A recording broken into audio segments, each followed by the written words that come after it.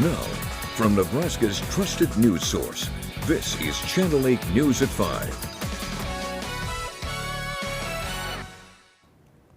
Coming up tonight, I talked to Lincoln's mayor one-on-one about the independent assessment of the Lincoln Police Department. Also, a candidate for Nebraska governor says he is not going to be taking part in any debates. But first.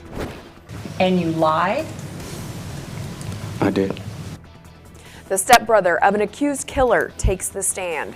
Good evening, everyone, and thank you for joining us. Tonight, the latest in the Felipe Vasquez murder trial being held in Columbus. Day 4 of the trial is finishing up as we speak. Vasquez is accused of killing Lincoln Police Department investigator Mario Herrera. Today, jurors heard more about the gun that was used in the crime. Today, Lancaster County Attorney Pat Condon called a few friends of Felipe Vasquez to the stand, including his stepbrother, Angel Mendoza. Mendoza is a few years younger than Felipe. He explained the two shared a room when Felipe was around because he lived at the house on and off at 33rd and Vine, where the shooting took place. A day before Herrera was shot, Mendoza told the jury he came home from school to find Felipe and Orion Ross in their shared room playing video games. When I had gotten down from school and I went into my bedroom, laid on my bed, and as I laid my head on the pillow, underneath the pillow, I seen that gun. Mendoza also testified he took a picture of the gun. Now, Barry Streeter was the gun owner who reported it missing from his Lincoln home sometime in July of 2020. He's also the stepfather of Orion Ross. Today, he identified the gun that was held in evidence was his. He did have it in a gun safe under his bed, unloaded, and with a gun safety running through the barrel when it was stolen. Does that appear to be the gun that you had? Yes, that's it. Streeter told the jury that when he reported the gun stolen, an officer came to his home and helped him with his security footage. He talked about the day the Ross family was moving out and what he saw on the footage. And that's when I noticed Lube. Who'd you say? Lube. Luke, And, is yeah, that yeah. what you know Mr. Vasquez by? Was putting a bag in the trunk of the car. Mendoza was initially charged with possession of a stolen firearm as an adult, which could be jail time up to 20 years. He has since entered a plea deal with the federal government and the Lancaster County Attorney to be charged as a juvenile, making the penalty probation up to 18 months. The conversation that you had with Investigator Schwartz on November 30th was for the purpose of you telling them everything you knew. And they told you at that conversation, nothing you said would be used against you. Is that correct? Correct. So you were given permission and in fact encouraged to be completely honest. And it wasn't going to hurt you. Correct? Correct. And you were supposed to talk to them because you were hoping to get that favorable plea agreement to avoid that 20-year prison sentence, correct? Correct. And you lied? I did. The lie referred to Mendoza originally saying he saw the same gun back in July at a party. And the trial is expected to resume on Monday. A controversial bill in the legislature has advanced. It would allow registered gun owners to carry and conceal a weapon without a permit. The bill now moves on to the second round of debate. Those in favor of it continue to promote Second Amendment rights.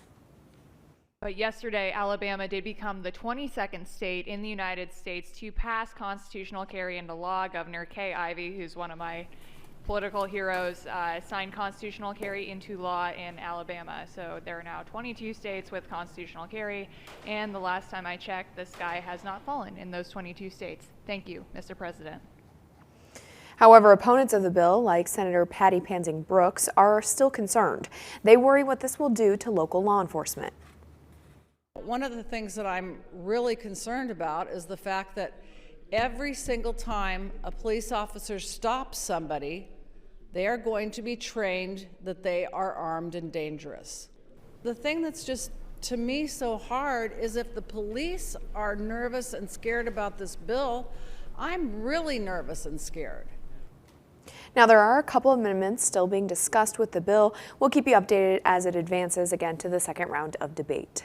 And staying with politics, Jim Pillen, who's running for Nebraska governor, is rejecting all debate invitations leading up to the primary. That's right. His campaign tells us that he wants to meet voters face to face and says debates are, quote, often just political theater.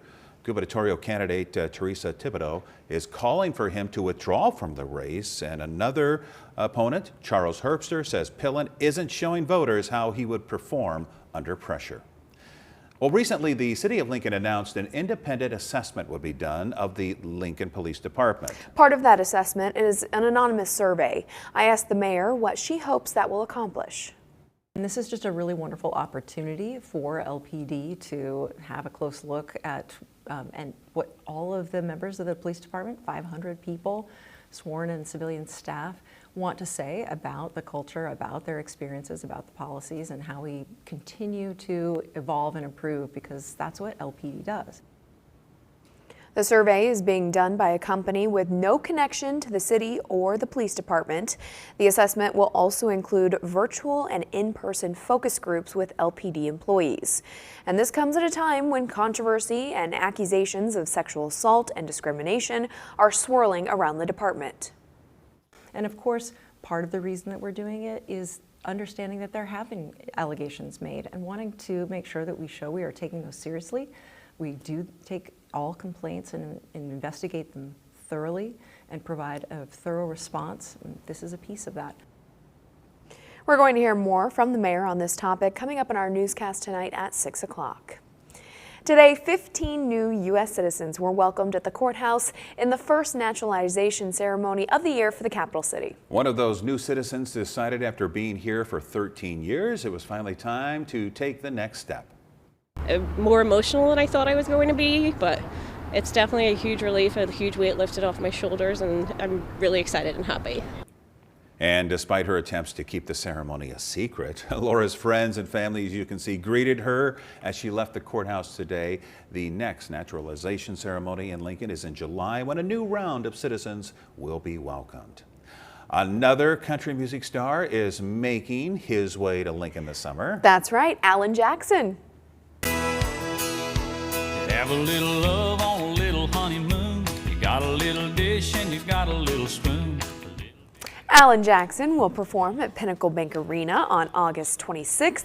Tickets go on sale next Friday, March 18th at 10 a.m. For more information, visit our website, klkntv.com. And we're over here snapping our fingers, just singing along. Hey, let's check in with meteorologist Malcolm Byron. Friday night, time for your first forecast. How's it going? Hey, it's going pretty well. And I'm wondering if after Alan Jackson visits, if he'll, instead of making a song Chattahoochee, I wonder if it'll be Platte. You know, for the Platte River. Nah. Anyways, let's take a look at our Shows roofing camera in Beatrice. A lot of sunshine. At some points, we have had some clouds throughout the course of the day. Here's a live look over our Southeast Community College camera, and at some instances you'll see the camera shaking in the wind, as we do have some decent wind gusts across southeast Nebraska. 29-mile-per-hour wind gusts being reported in Beatrice, and it figures that Lincoln Airport did not report any wind gusts as of the last hourly observation, but looking here, sustained winds around 21 miles per hour. So factor in the cooler air today along with the wind. It feels like 13 degrees right now in Lincoln, so you're going to definitely want to wear the coats outside. Feels like 14 in Grand Island, 15 in Hastings, single digits off to the north in Omaha, Wahoo, and Columbus. Actual air temperatures are in the upper 20s in the capital city, lower 20s off to the north, 23 degrees right now in Wahoo, 21 in Columbus. Over the next several hours, it'll be breezy, 25 degrees by 6 o'clock, 18 by 8 o'clock, 14 by 10 o'clock, and here's the kicker. We have lows in the lower single digits tonight. Coming up in Maine weather, we're going to talk about whether the wind chill will be a factor and a big warm-up on the way. We'll have all that and more in just a few. All right, talk to you later, Malcolm. Now to the ongoing war in Ukraine. President Biden saying Russia will pay a severe price if it uses chemical weapons in Ukraine. But the attacks on civilians continues, and the mayor of one city says hundreds of thousands of his residents remain trapped by Russian shelling. ABC's Ike Ajachi has more. Today, more bloodshed in Ukraine. Ukrainian officials releasing this video showing firefighters extinguishing flames at the site of a shoe factory, the site of an apparent Russian airstrike. Flames, burning, cars damaged, and signs of civilian casualties surrounding the area. Putin is an aggressor. He is the aggressor, and Putin must pay the price. Today, President Biden warning that Russia will pay a severe price if Vladimir Putin elects to attack Ukraine with chemical or biological weapons. But he stopped short of saying if that price would include a U.S. military response against Russia. In a UN Security Council speech littered with falsehoods, Russia's ambassador to the UN accused the U.S. and Ukraine of developing chemical and biological weapons. U.S. Ambassador to the UN Linda Thomas-Greenfield called the Russian accusations lies, but went further. It is Russia that has long maintained a biological weapon program in violation of international law.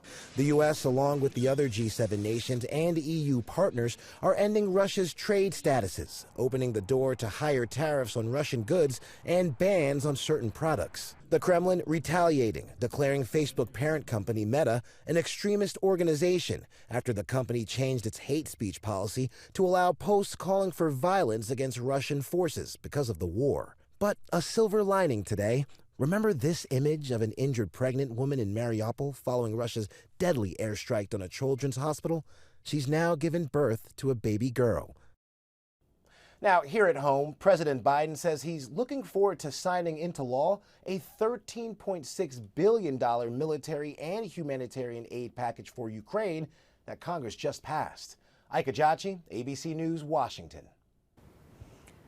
Congressman Jeff Fortenberry sat down with a member of Ukraine's parliament to discuss the Russian invasion. Ukrainian Congresswoman Alexandra Ustinova says Russian President Putin underestimated Ukrainians and their will to fight for their country and their freedom.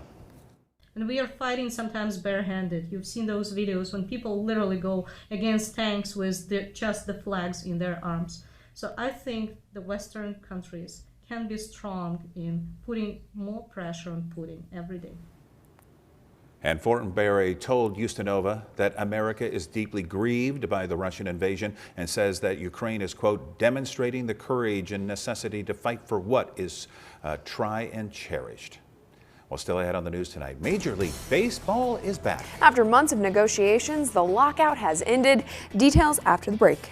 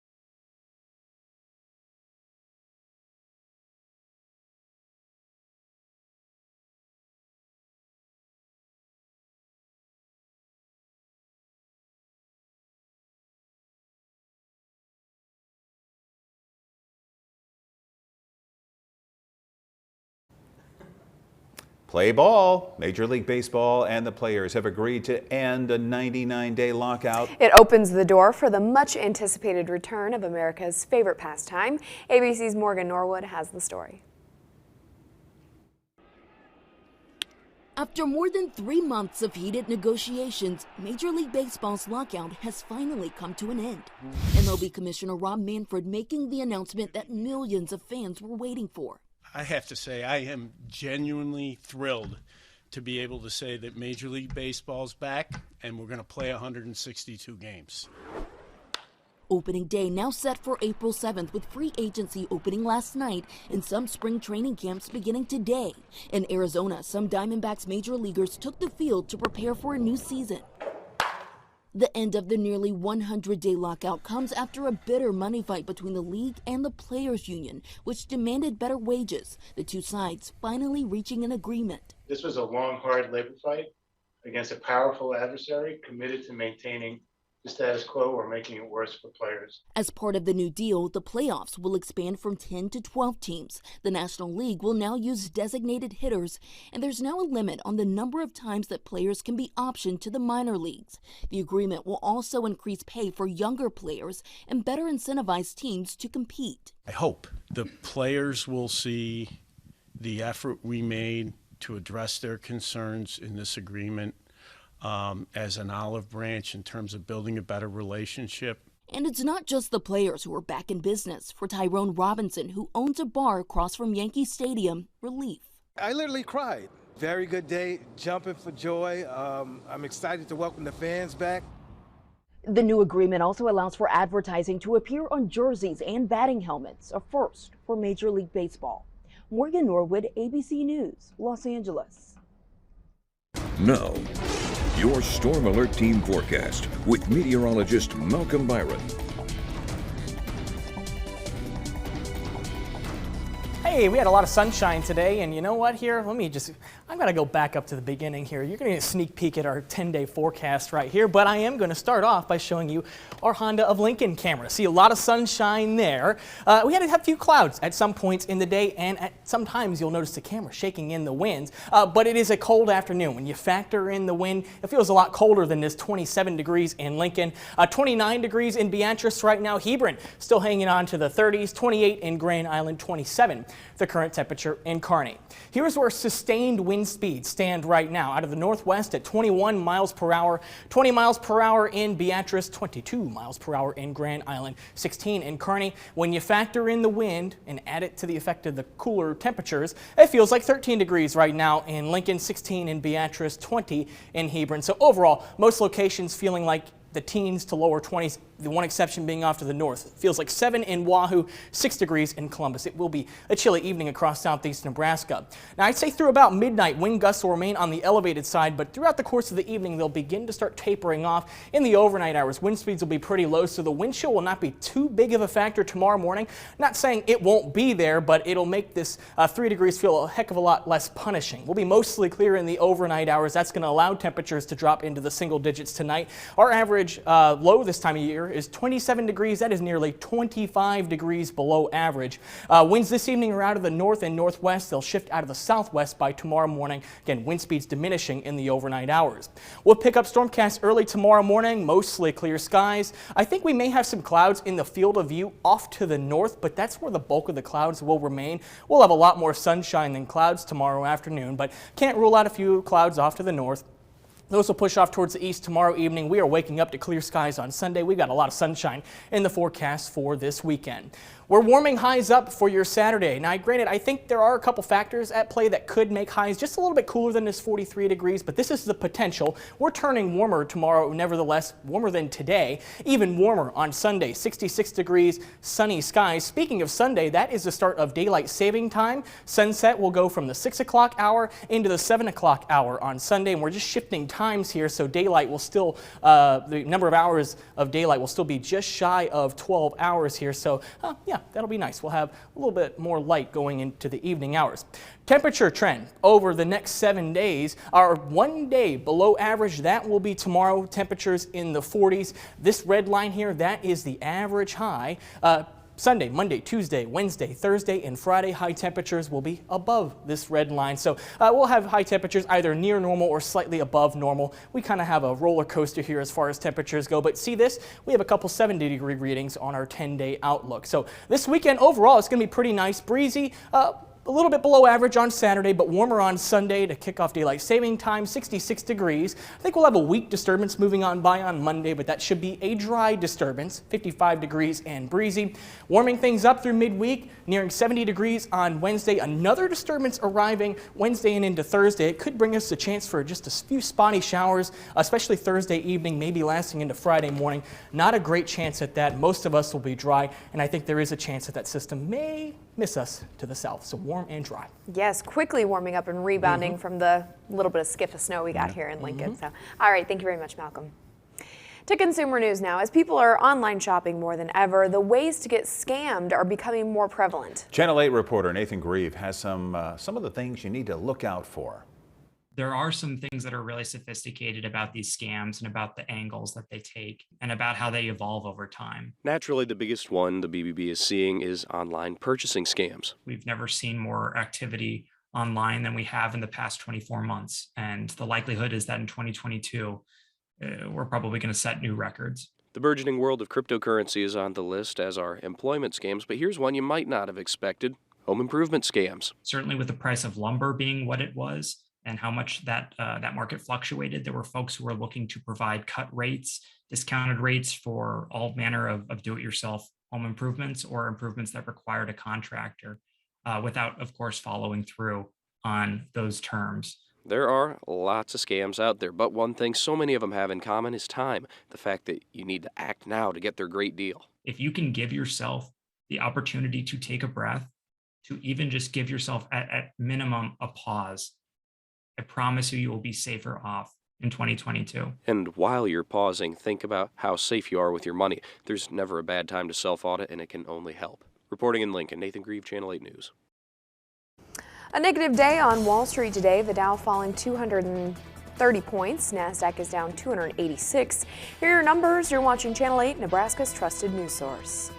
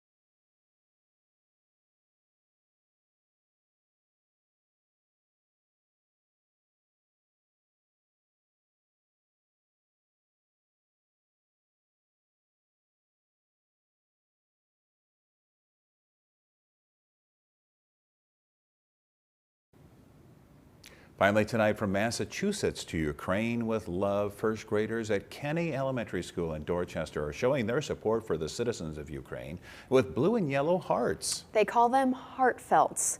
Teachers came up with the idea to help the 6- and 7-year-olds try to understand what's going on.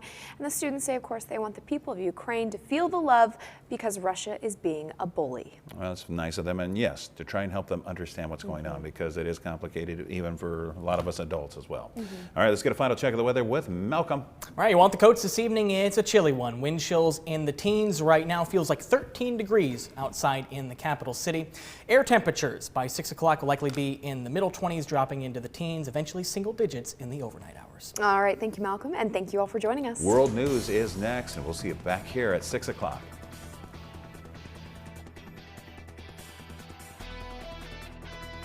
With the Channel 8 Eyewitness News mobile app, you'll be the first to know. Get alerts about breaking news and weather, all in the palm of your hand. At Comfort Made Mattress Factory, we build each mattress specifically for you right here in our locally owned store. We can even make his side different than hers, backed by our lifetime comfort guarantee.